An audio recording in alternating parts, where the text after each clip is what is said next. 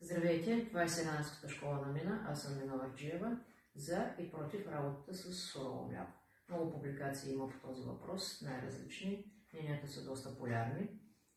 За мен това е въпрос на личен избор и сега ще дам малко повече информация, за да можете да направите този избор по-подготвени.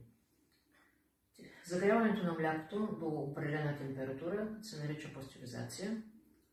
Тя е въведена от Луи Пастьор и затова носи неговото име.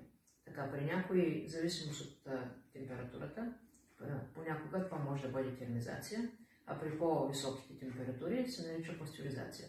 Загряването на млякото има за задача да унищожи вредната микрофлора, която попада в млякото при доенето, така и след което ние внасяме различни видове закваски и по този начин гарантираме качеството на продукта.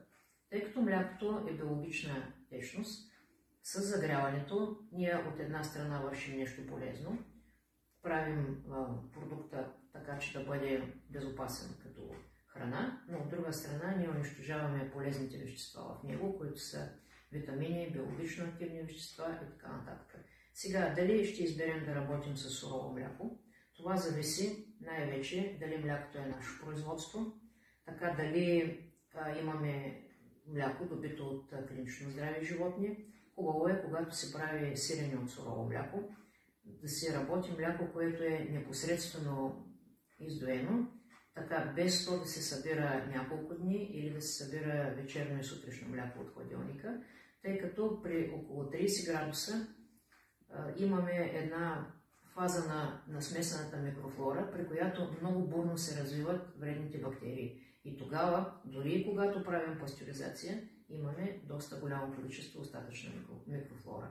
Но когато работим с суровото мляко, ние запазваме калция в млякото, което е полезно, и други биологично активни вещества, но трябва да внимаваме, пак казахме, това мляко да бъде добито от клинично здрави животни и да бъде обработено в тази фаза непосредствено след издояването, която се нарича бактерицидна фаза, тъй като вече няколко пъти сме говорили, че млякото е предназначено за малкия бозайник и непосредствено след издояването всъщност не се развиват никакви микроорганизми в млякото.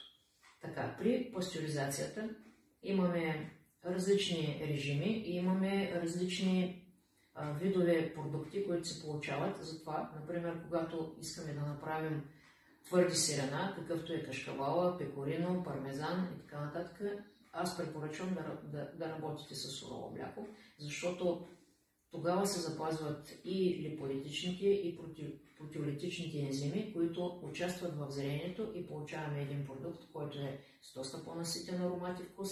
Не случайно тези сирена в някои случаи се водят като пикантни. Вече дали ще харесвате единия продукт или другия, това е вашия избор. Но трябва да знаете, че безопасността е на първо място, след това е вкуса и качеството на продукта. Благодаря. Скоро.